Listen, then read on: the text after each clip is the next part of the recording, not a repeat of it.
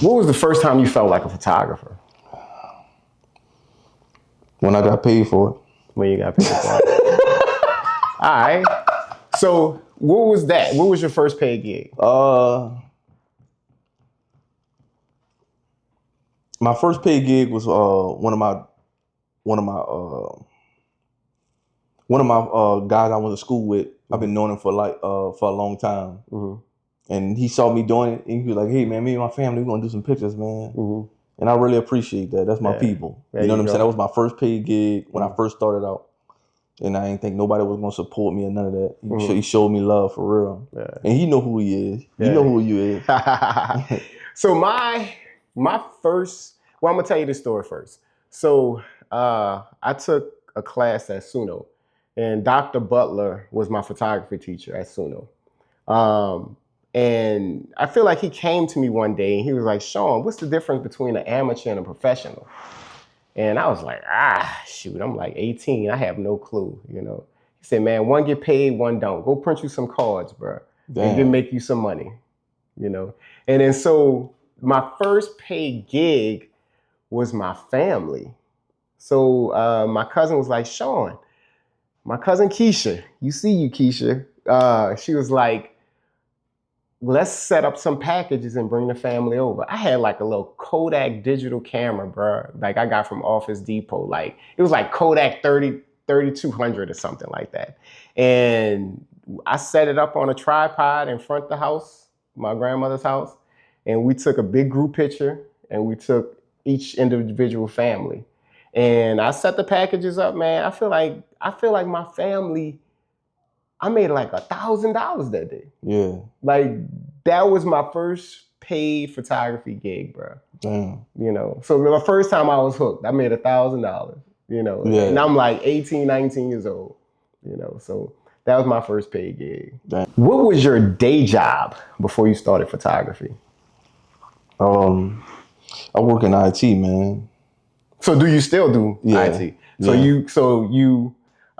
so that's how I was able to get the money for the gear. Mm-hmm. You get what I'm saying? Because when that Nikon I told you about, I bought that to be the dude taking the pictures in the club. That's what I bought that camera for. I was like, man, them dude just taking pictures in the club. Mm-hmm. I'm gonna just give me a little camera, go in the club, take some pictures, and send them to everybody. Mm-hmm. That was that for. Yeah. But when I started looking into the lenses and stuff, all that stuff costs money. $2,000 for lenses, $2,500. I ain't had no money like that. I was in college. Yeah. You get what I'm saying? So, but that was the whole goal. I'm seeing, we in college, we all going to the club, and we seeing the dudes taking the pictures. You get what I'm saying? So that's what that was about. Yeah.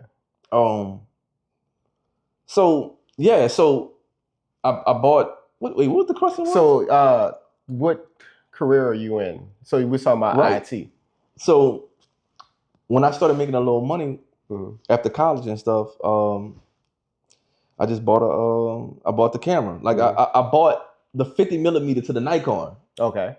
That's the crazy story with that. That 50 millimeter, I bought the 50 millimeter and I practiced on that 50 millimeter. Mm-hmm. So then once I took the class, I went online, took a little online class, and then it was over. Mm-hmm. So I started shooting in RAW, stuff like that. Mm-hmm. And then I started practicing. I shot for free for the whole year. You know, so after that, it was up after that for the investment. So, like being from New Orleans and trying to and doing photography is definitely unique in its own experience. And I think, like with you, I feel like we could talk about how we met. Yeah, let's talk about that. Let's talk about how we met. So, let's go. So, how did we meet? At the photo cookout. At the photo cookout. You remember what year was it? This had to have been, I don't know. Shout out to Dr. Tito. Yeah. Tamaya, we see you. Yeah. What year that was? I don't know, maybe 3 years ago, just say 4 years? Yeah. 3 or 4 years ago. Yeah. So that was life changing for me, man. And I told her about that. That conference. Mm-hmm. That conference was life changing for me. So what made that conference, or what made that life changing for you? Because at the time, when I got into photography, like I was telling you about me getting in just starting out, trying to learn, trying to DM dudes on Instagram to learn from them. That was the first time that I was able to really like get with other photographers and actually learn the business of photography. You get what I'm saying? So that's the life-changing part. Meeting people that I'm still cool. That's how me and you met. Yeah. You get what I'm saying? And then learning over the years. Like I built relationships through that conference, like that I still have. Yeah. So I remember when I first met you. So I was coming up the steps and I saw it was you and Yusuf. Yeah. How you say his name? Yeah, that's my guy, Yusuf. Yeah. Yusuf. All right. And y'all were talking to what's the guy from Vegas? The wedding photographer. I don't know. White guy. I know you're talking about. Yeah, I know you're talking about the guy. Yeah. I want to say his name, but I can't think of his name right now. I forgot. All right. So anyway, I met you and Yusuf, and y'all were sitting up talking to one of them, whatever. I'm just trying to make it sound like something. Anyway, I walked up to you, and I don't know what made me ask you what high school you went to. You know, and you remember? Yeah. Yeah. So I was like, man, what high school you went to? He was like, Carver. I was like, man, I went to Carver. Yeah. You know, and what made me draw to Karl was that I saw that hunger he had. You know, he wanted it. And then knowing that he went to Carver too. So without me knowing his story, I knew his story. You know, like I knew that, you know, you went to Carver, and I ain't trying to take anything away from it, but you know, you didn't come from this, you know, silver spoon environment, you know. Right. So I knew that for him to be in that environment, that was a choice he made. And that's what drew me to you, you know, because I knew what it took for you to be there. You know, and that's what I was like, you know, this dude cool. Like, we gonna be jammed. Yeah. You know, and I didn't know it was gonna be like this, bro. I can't tell you that. Yeah. Because I was wide open. Like I was just meeting people. But then, dude, you know, you stuck around, dude. Because it's by you making a decision to be there, that's what made it intentional. You know, so and that's what I found out in life. Most people don't go anywhere because they don't know where they want to go. But once you know where you want to go, it's easy to get there. Yeah. And that was an intent that you made to go there. And then by you being there, I was like, this dude here, you know, and I know where you come from. So just being in that room, that's what made me like this dude doing some good stuff. Yeah. You know, and then I saw your work and stuff like that, and it was all, you know, all right, cool. You know, I ain't trash. Yeah, you know, but you know, but so that's how we met. And like, just to give you a little story on me. Yeah. Like my story, I've been doing photography since I was 5. And I took my first photo of my mom when we went on a family trip. My dad was taking a photo of my mom and I. We was in Virginia somewhere, and we was at like a rest stop. And I asked my dad, I was like, Dad, can I take a photo? And he was like, sure. So he came, and, you know, my mom was on this little hill, and he showed me how to compose and focus it. And when we took that shot, I remember getting back off that trip, and we brought it to this place, Fox Photo. It was 1 hour developing. And, you know, you scrolling through the photos, and I picked it up, and I was like, wow, I took that photo. And that was the most amazing time. I felt like a photographer. Yeah. And every time I take a photo now, I feel like I did that. You know, so every photo I ever took, like, is an experience where, wow, I created this. You know, and that's my story of how I became a photographer. Wow. You know, so, you know, what is your story on how you became a photographer? Well, I bought the camera. I wanted to be a... So wait, let's go back. Why did you buy a camera? Because I just wanted to make extra money, man. Mm-hmm. I was broke. You was broke? Yeah. All right. That's you know, like I'm one of them kind of people, man. I ain't, you know, so used to not have, you know, you been in a situation when you ain't have all the time. Yeah. So I always trying to figure something out. Yeah. It just so happened I just started to like photography. It started becoming like, oh, all right, I really like doing this. Yeah. Then once you start really getting into it, then you know it's levels. Yeah. Yeah. You start off, you're taking pictures of Coke cans in your house. and your highlights is overblown. You got overexposed images. You got underexposed images, and then you get to the point where you learning and you exposing correctly. Now, then you get to the point where you posing people and you looking at composition. You looking at leading lines. Yeah. Now it's levels now. Yeah. And now you're looking at the environment, and it gets different once it's levels. So that's the rush. Then you see somebody else work. You like, man, how that boy got that shot? Yeah. You know what I'm saying? Yeah. So, and I think we could touch on that when you say how. So, and I think for beginning photographers, I feel like it's imperative that you study other people's work. Not copy. Not copy, study. And that way you can look at their photo and you try to figure it out. You're like, how did he like that? Why did he choose this? Why did she do this? You know, and I think that's where you become a better photographer. And then touching on how you said not copy, you know, nobody gonna be a better photographer than you. You know, so you have to be the best version of you because there's only one of you. And you can't be like somebody else because they're already taken. You know, so I want to tell most photographers that, you know, be you, you know, and people gonna come to you because of you. Right. You know, there's enough money out here. Money is endless.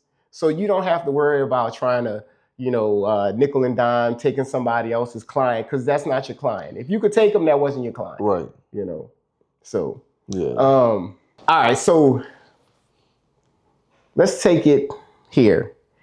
What was the biggest mistake in photography you made? That's a good question. Damn, I don't know, bro. It could be anything, man. You know, it could be something small, something big. Tell me yours first. So, if I had to think like the biggest mistakes I had, and I'm not even gonna call them mistakes. That's the point. Let's call it a lesson. Yeah, lessons. So the biggest lessons I feel like I bought a lot of unnecessary gear in my photography. So I've been shooting over 30 years. So like I didn't have the internet when I started. So everything was trial and error. I was self-taught. Right. You know, I was self-taught. So I had to figure it out. So I would just buy stuff. Yeah. And I was like, yeah, then it'll sit in my camera bag and then I wouldn't use it. I never sold equipment. You know, I just upgraded to the next thing. Yeah. So I feel like I spent a lot of unnecessary money. If I would have had a mentor or a person that would be like, hey, Shawn, get this, and that's all you need for right now. Right. You know, I wish I would have had that type of thing. And I think I was shy. I was scared to talk to people. So I was scared to say, hey, you know, hey, what do you think? Or, you know, I was scared. I'm at an event, I see a photographer. I wouldn't go up to him and talk to him, you know? So that's the thing. And I guess I could say that too. My biggest lesson I learned was that I should have been more outspoken and talked to people, but I didn't have confidence in myself at the time.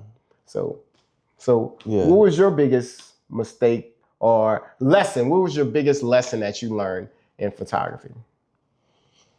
Man, that is gonna come.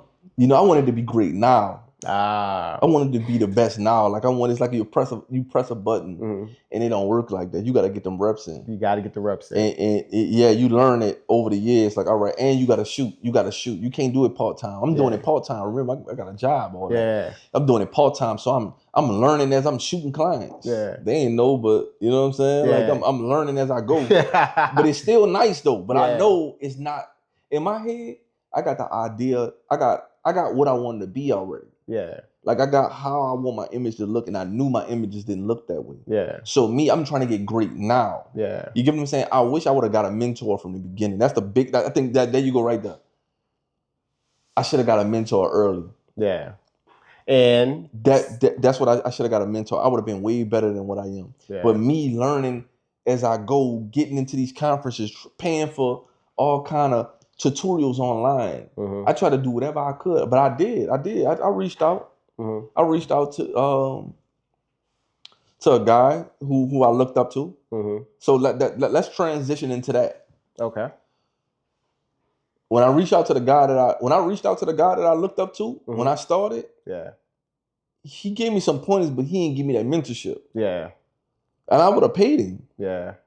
But what I'm saying is, we back to being in New Orleans. Why we can't? Yeah. You know what I'm saying? Why we can't you see a dude that's hungry? Yeah. I'm like, you don't need to babysit me. You don't need to teach me what photography is. You get what I'm saying? I already know. I just wanted to watch. You don't even have to tell me anything. Just let me see what you do. Mm-hmm. You get what I'm saying? Why? Like, I don't know. I get it. I get it. You know what I'm saying? But I know everybody be busy. Mm-hmm. But at the same time, it's like in New Orleans, we got this cut off. Like everybody doing their own thing. Yeah. And listen, I get it. Right? This is like somebody came up to me. If you got half of the stuff, come see me. I'm not about to teach you photography though. I'm not about to teach you the beginning. The beginning is free. It's on YouTube. You can learn what shutter speed, aperture, all that is on you. I'm not about to do all that. Mm-hmm. But once you get that past that part and you need that bump, come on at me. So I feel like there's two different New Orleans in photography. And I'm at an age where I feel like I'm not old school photographer, but I'm not young school photographer. So when I came up, the old guys, they took me under their wing and they let me hang out with them. You know, they let me come to gigs. You know, even at times I would work with some guys and they'll go to pay me and I'm like, no, like, nah, I'm good. You know, I felt like that was, so that could kind of be my mentorship, you know, and I felt like what I was learning was way more valuable than the money they were giving me. And I didn't even want it. I was like, nah, I'm good. You know I'm gonna make money now from what I've learned from being around you. And I think the newer people is more cutthroat. You know, they don't want to share their knowledge, or they don't want to, they feel like, I guess you're gonna take something from them. So they don't wanna give it to you or feel like you're gonna be better than them if they give you, like we call it, their secret sauce. You know, like they feel like they're gonna be better than you. Yeah. And real talk, you know, it's enough out here for everybody. Yeah. It just depends on what it is, though.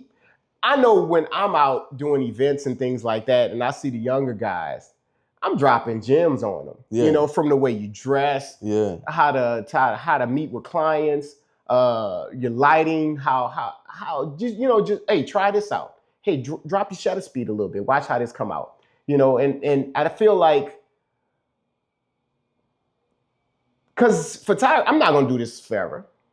You know, so I want those younger people coming up could give their clients a better experience. You know, I want to make them better than what I was. Yeah. You know, because at the end of the day, you know, you gotta pass it. Like, you gotta pass this. Yeah, you gotta pass it, and I think you do gotta pass. Once you stop, you don't need it no more. You don't need it. Yeah. You know? Why not? So Denzel said that quote. Mm-hmm. He said, "You perfect it as something, you teach it. Then after that, you did that's the last stage. The last stage is teaching.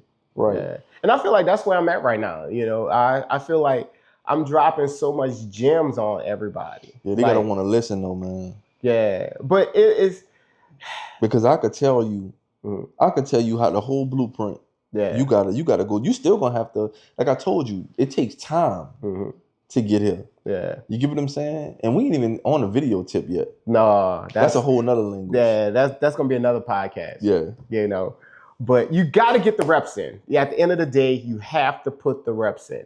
You know, I had a conversation with my son the other day, and he's into acting. And what I told him was, you have to put up at least 10,000 shots a day just to be good.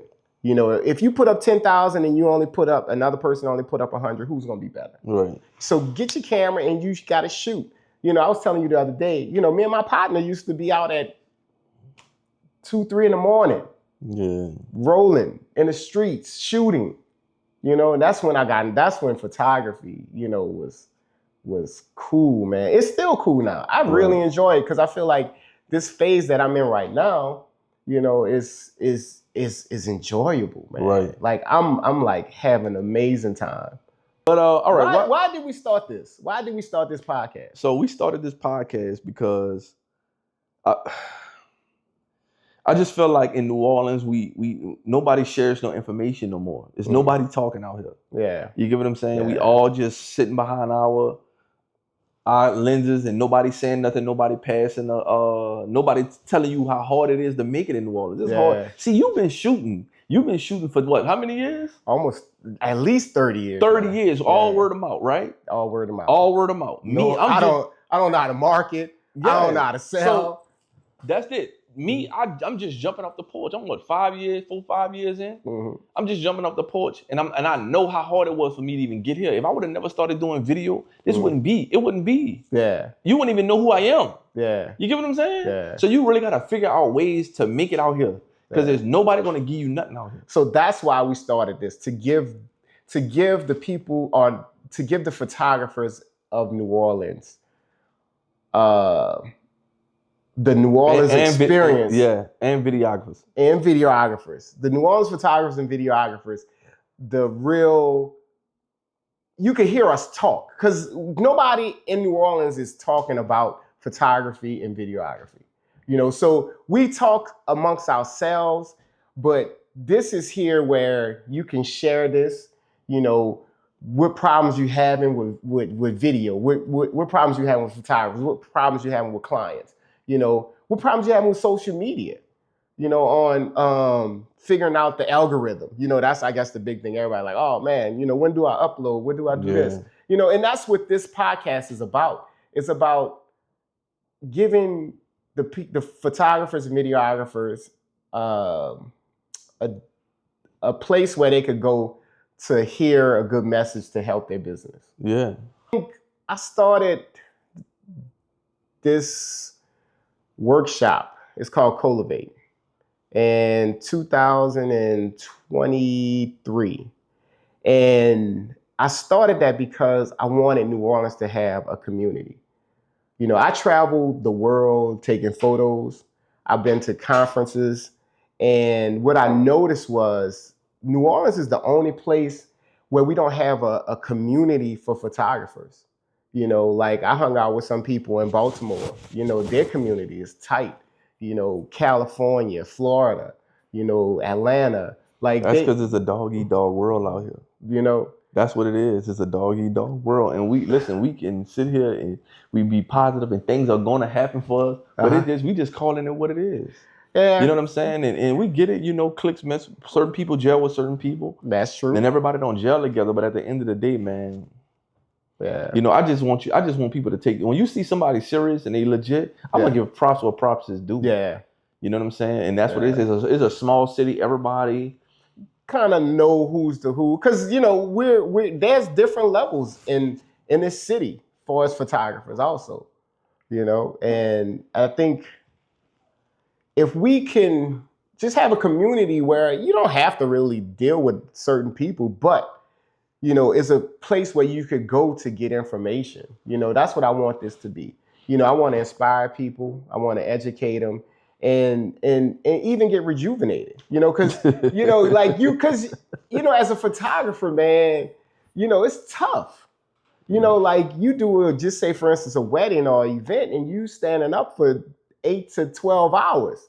That takes a toll on your body. Well, listen, before we can even get to the wedding, let's talk about the prices of the cameras. Yeah. Like it's levels. It really are. Yeah. And I think with me, I just took the credit card and got what I needed, because I know I'm gonna bet on myself. Yeah. I'm gonna get all the professional stuff. Yeah. So even though some people can't afford it, man, I'm gonna go in debt behind it, because I'm gonna get it back. You're gonna get it back one way or the other. You're gonna get it back. You get what I'm saying? Yeah. But it comes out in your work too when you're shooting with the best. Yeah. You know what I'm saying? And I think a lot of guys, man, they want to cut corners. Mm. But they don't want to really put that time in. You gotta invest in. You gotta eat. We eat, sleep, and you know what I mean? Yeah. We live this for real. Like, so talking about investing in your gear, I'm gonna ask you this question, man. What is the best piece of equipment that you bought and not a camera recently? You really gonna ask me? I'm gonna ask you that, bro. The 50 to 150. What? Sony G Master. 50 to 150 Sony G Master. Man. Why is that the best piece of gear you bought? It's the most expensive lens that I bought, But it's the best because I could really, man, video, photo. Oh my God, versatile. Yeah. Video, photo, F2, 50 to 150, F2. Yeah. That F2 means a whole lot. You get what I'm saying? And I can use it in so many different ways. It took away all my prime lenses. Yeah. I don't even need the prime lens no more. You get what I'm saying? I can't sell my prime lenses because I still do use my 50 and my 35 prime lenses for video. Yeah. But if I was just a photographer, that lens alone would solve. Like I would use the 50 to 150 and the 35. Yeah. I mean, the 24 to 7. Yeah. 24 to 7. That's it. That's the only two lenses I would need. Yeah. So the story behind this 50 to 150, because we bought them together. And I'm going to tell the story, bro. So we went to Imaging USA in Nashville in January. Yeah. And so this was actually Karl's first time going to Imaging USA. And I asked like, bro, come with me, bro. You're going to like it. You're going to love it. You know, you're going to meet people, whatever. Anyway, long story short, they have the vendors and they had, this was the real story. So I bought my cameras there, and I bought my Sony A7 IV to get clean, but Sony wasn't there. So I'm like, oh man. But I had two Sony A7 IVs, and I had just bought this R5. So I was like, I don't need two bodies anymore, two fours. So I was like, let me see how much they'll give me. So I was like, man. They was like, and then if you buy something, you get an extra like 20% off. They was paying taxes. And I was like, oh, bro. I was like, Karl, you want to buy a 50 to 150? And he was like, bro, I don't know. So we sitting there like, all right. And then I asked the guy, I said, hey, man, would y'all give us some more money off if two of us bought? Yeah. So long story short, we bought two 50 to 150s at the Imaging USA conference, man. Mm-hmm. And that was, and they paid the taxes. Like when I tell you, it was a deal we would have never came across if we wouldn't have been there. And that's the only reason I feel like we pulled the trigger on it, But that's a sign, like, going to these conferences, man, they definitely will, from buying gear to meeting people, and things you learn from the different the spin-off classes that you can learn. What's one thing you feel like you learned or that benefited you at Imaging this year? I don't know, the networking. I went to the seminars, but I don't know, they didn't really cover too much on me. Yeah. That 50 to 150 and the networking with the people, that was pretty cool. Being in that environment, being in that environment, that's like going to the gym. You work out, you going to the gym. Oh man. Mm. Yeah, you work out, you going to the gym, and you around other guys that's lifting. Yeah. Because when you come home, you ain't around people like that. But everybody's shooting different things. There was a guy I met. He was shooting at Imaging. He was shooting the branding for Pelican case. Like, you meeting this guy? He just did a whole video. Me from being on the videography side, I wish I could get with more videographers. Yeah, you know what I'm saying? Just like that. So I got his contact, but ain't nothing came from it. I hit him up. He had his clothing line with a camera, dope clothing line. I was like, man, I'm gonna support you, dude. I'm gonna like send me the thing to get the shirt or the hoodie or whatever. He never reached back out. I didn't worry about it though. Yeah, and I guess that's what you run into sometimes, And I'll tell a story because this is making me think of a story. So I had a photographer I reached out to. I'm lying. I met her at an Imaging conference, and I was like, hey, can I come second shoot with you? And we kept missing each other. But I kept on being persistent. Like I would never say on unread, but we wasn't connected. And then one day, like I was just driving. I said, man, just reach out. And that day she said, hey, can you be in New York tomorrow? And I was like, man, before I answered, I went check the flights. And I was like, I ain't gonna get there till 4 o'clock. Right. However, but from that, the persistence, she's like, I'm glad you keep on being, because I be forgetting, you know, and she was like, here's a list of all my weddings for the end of the year.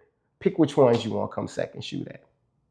And that's how I got the exposure to doing amazing things. But that's the thing, I think you can't be scared to talk to people, you know, as a photographer. Ask them. And then, you know, they may leave you on unread. Ask them again, you know, and it's okay. You know, because people, you know, us in life, you know, things happen.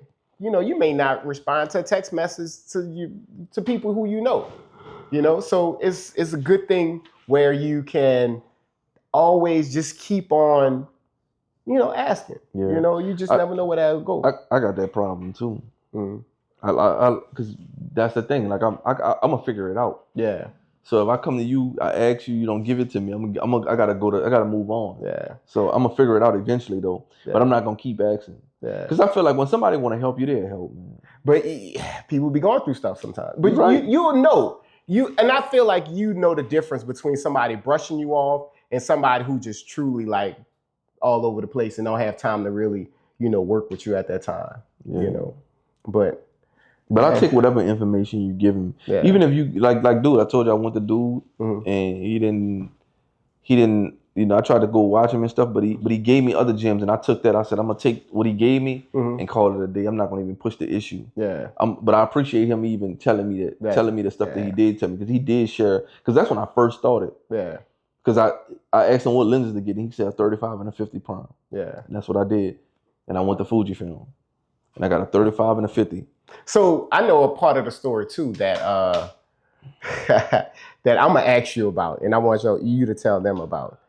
Like, and how, because you told me this. So that photographer, you told me you booked a session with him. Yeah. Yeah. That way you could see how. Yeah. So tell me the story without saying the person with it. Yeah. So I booked him for a family photo shoot, and just so I could see his systems, like how he posed, because I don't know nothing. So I'm like, oh, what's a way I can get next to him? Let me just book him for a family photo. It was expensive too. Yeah. But I was like, hey, I'm gonna learn. I'm not even thinking about the money. I'm gonna learn. I'm gonna get some nice pictures in the same time. We book him, and I when he sent the invoice. All right, he used this to book people, so I'm going to get it. Yeah. So I took that nugget, boom. I'm gonna use that to book people now. So then the goal was, all right, let me see what he shoot with. Let me see how he pose me, so I can learn poses. Yeah. Let me see what's different. Yeah. That I don't know. Yeah. This is my first time being next to a photographer. Yeah. You get what I'm saying? So just those little things that I peeped. Yeah. So to get that nugget, I grabbed all that. All that I got from, all right, this is what we're going to do. Yeah. I still, when I do family photo shoots, I bring them to the same spot he took us. I didn't tell you that, boy. But, you know, in New Orleans, I mean, you're really limited to the places you could go, because everybody kind of doing the same things. You know, so, you know, you really don't have special places, especially if you're really from New Orleans. You could look at the corner of the photo and be like, oh, I know where that photo was taken at. You know, oh, let's jump on this. Speaking of like looking at a photo, you know, one thing about New Orleans photographers, and I had this conversation the other day with another photographer, like I could instantly look at a photo and know who took it. Yeah. Without seeing their name on the image or anything. Yeah. Because everybody has their unique style. And that's the one thing too about New Orleans, even though, you know, everybody have a different style, to be cutthroat is like, no, you still, you won't be able to mimic this person no matter what. You know, me and you could shoot the same shot, be in the same spot, and we gonna have totally two different images. Because we see two different things, we come from two different life experiences. Right. So what I see, you don't see. You know, and what you see, I can't see. You know, and that's the thing about New Orleans. Everybody have their own unique style. You know, you could look at a photo and be like, oh. Yeah, that's such and such. You know, so. Yeah, and that's the thing. And so I felt like I wasn't being separated. When I was doing photography, I felt like I wasn't separating myself. I got you. Yeah. You can't tell the difference. Yeah. I mean, I'm okay. Like, I'm blending in with all the that's just regular photographers. Yeah. But when I got the video, I knew that was my lane. Yeah. So now I can separate myself. All right, that's Karl. Yeah. You get what I'm saying? Yeah. So, funny story. You know, when we walked in here, and he had his logo on, and the lady was like, I know you. I saw your work. You do slow-mo videos and stuff like that. That's wild work. And Karl like, man, you know what you saw my face? He like, nah, I saw your shirt, your name. And he was like, oh. So, I guess I ain't know because I came in here with this on. Yeah. And I only took it off because it was hot. Yeah. So I didn't even know what she seen for real. Yeah. But that's the goal. I like that. I like the fact I met a guy from Atlanta, a dude named Mike. He seen my chain. Yeah. And I was like, man, I really did. Like when I think about my journey from when I first started, dude, I was like, dude, how I pictured it in my head, exactly the way it's going. Like the logo, the shout out to Omni who designed my logo. Like the logo, and I wasn't even with the logo, I wasn't even too happy with it at first. Yeah. But then she told me something. She was like, listen, you see it because you're looking at your old logo. Yeah. And she said, when I design this, you're not gonna see nothing like it. Yeah. And she was right. Because now it's branded everywhere. Now. Yeah. And the dude, he seen my chain. And he was like, dude, I seen your work before. And I'm like, how? Dude, you in Atlanta? Yeah. He was like, bro, I seen you. I follow you. Come to find out, this dude don't know me from a can of paint. He didn't follow me. For whatever reason, he seen my work somewhere on social media. And then boom, he was like, dude, I know you. I'm like, damn, dude, that's what I realized. I'm like, dude. That was at the conference, huh? No conference. It was I was shooting a recap video at the House of Blues. During Essence. Okay. He was there because he had a client who flew him in. Yeah, you get what I'm saying? I remember you told me the story. Yeah. So it that happened. So that's when I realized, like, damn, you could really go far with this. Yeah. Like from people, that moment. Like people watching you don't even know they're watching you. You know? Yeah. So let's see, how can I say it? What was your biggest win in photography and videography? My biggest win? Your biggest win. What do you feel like? What was your biggest win? I don't know, man. You gotta know, bro. Come on. Like man. win as far as what? Like anything. Like pay, the client you had.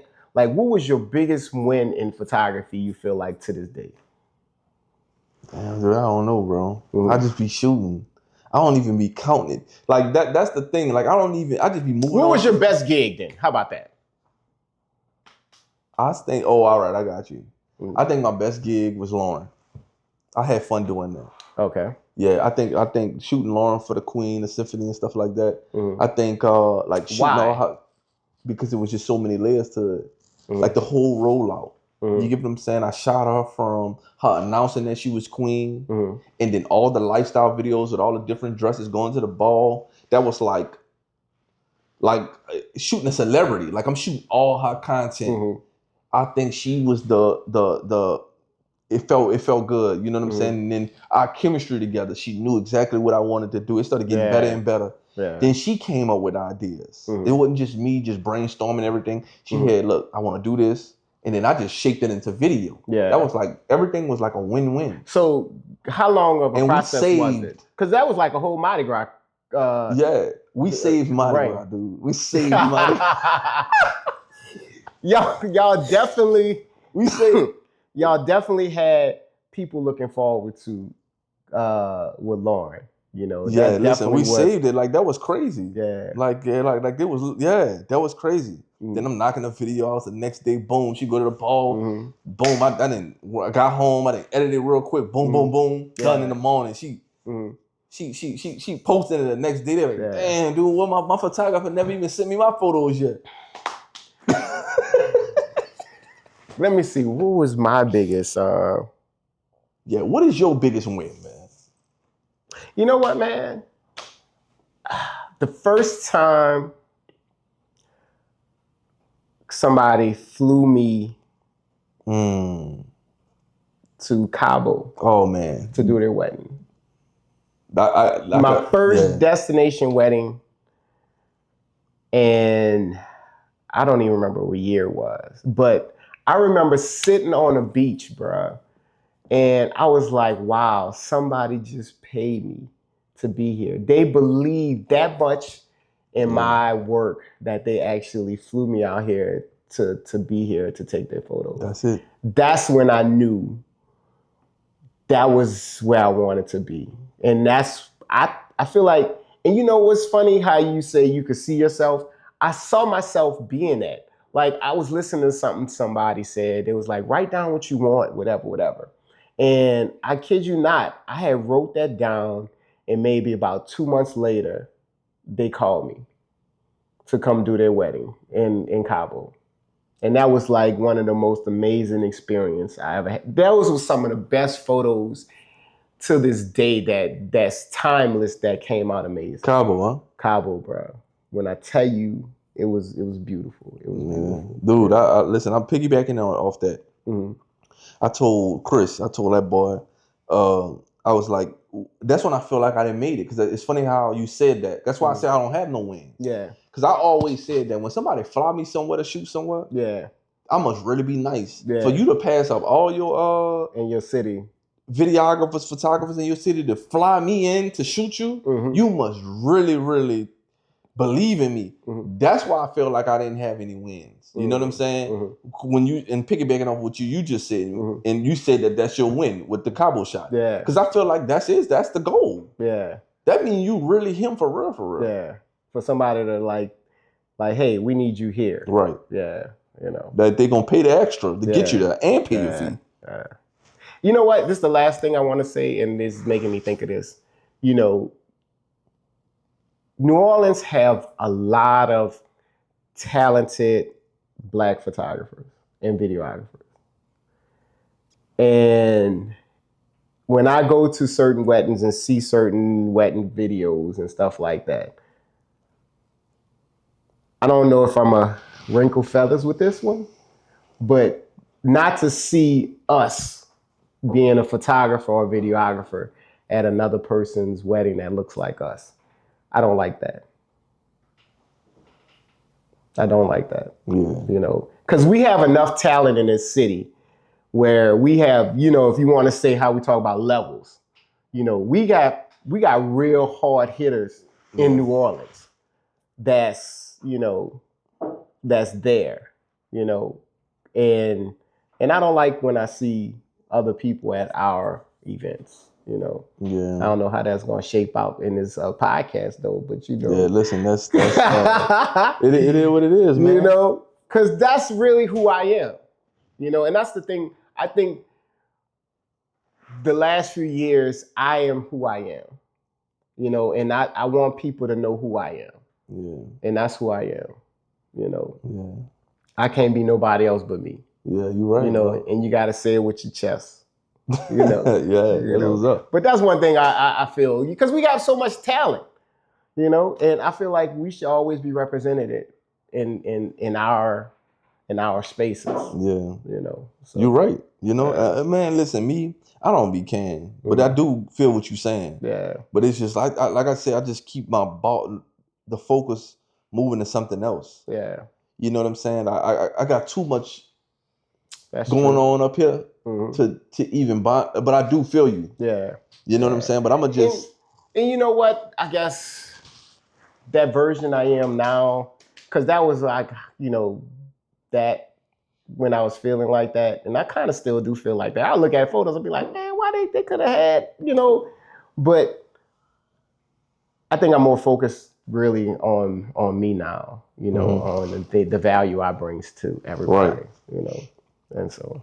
You know, anything you want to leave with, bro? I mean, no, man. I think, you know, we got more coming.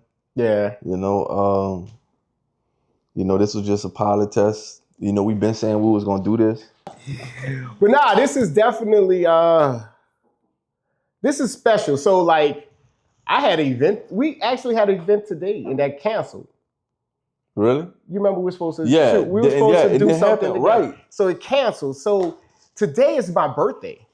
So I was like, oh man, I could just go hang out and stuff like that. But something told me, no, let's do this. Yeah, we talk all the time. And it makes sense. And I felt like, you know, when people gonna ask, hey man, when the podcast started, I'm gonna remember it. Because my birthday, May 21st. Yeah. You know, so this is actually one of those moments where we gonna always remember this. Like, this is the start.